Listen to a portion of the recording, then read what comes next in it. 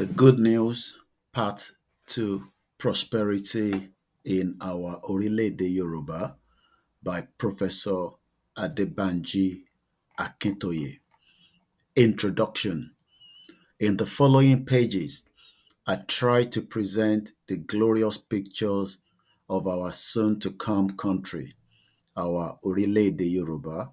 I try to describe the dreams that are impelling millions of Yoruba men and women in all countries of the world to engage seriously in the Yoruba self-determination struggle, to come together in countless self-determination organizations and clubs to keep awake for many hours, night after night, putting ideas from their disciplines and professions in writing about our soon-to-come country shall be great, prosperous, and powerful in the world.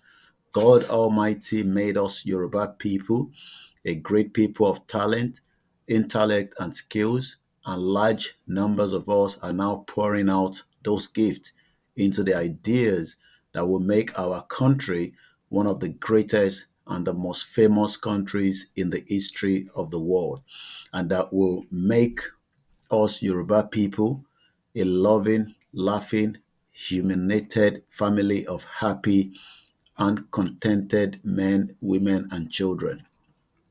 A lot of intellectual and other effort by our people come to me as a father of our self-determination struggle. Altogether, they make me humble, happy, and proud, employing my own speciality and insight. I here put forth point by point the main items of what I perceive to be our nation's purpose, determination, and expectation. I urge all Yoruba people to read it, and I urge each to endeavor to bring the benefit of his or her own speciality to bear on any of its various points. In its totality, this is a manifesto from those of us who are fighting for our sovereign Yoruba nation, our independent Yoruba country from Nigeria. I live in the unwavering faith and hope that our Yoruba country shall soon be free, and that thereafter we shall see the glory of God upon the life of our free and sovereign Yoruba nation and upon all of us Yoruba people. First and foremost, in our Orileede Yoruba, we shall seriously revive our national character.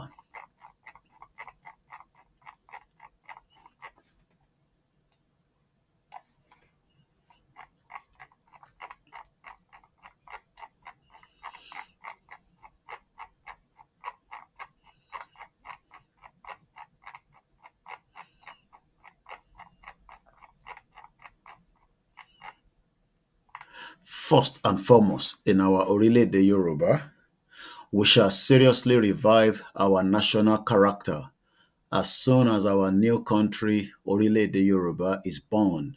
Our government will immediately begin to lead us, Yoruba people, to embark on the desperately needed task of reviving the quality of Yoruba ethics and character. Over 60 years of our living as underdogs in the deepened poverty and hopelessness of Nigeria, in the ever increasing moral depravity of Nigeria, have seriously degraded our love of enterprise, our confidence and pride, our cheerful love of family and loyalty to kinsfolk, our gratitude to benefactors, our respect for honesty and probity, in short, our whole Omoluabi foundations. Today, observers regard as a people who cannot unite to struggle for even the most desirable goals, a people who cannot unite to resist the most insulting attacks on our land, our people, our women, and our children. We have seen as a people who would rather insult and denigrate those among us who dare to stand up to defend our cherished asset. But a new day will soon come.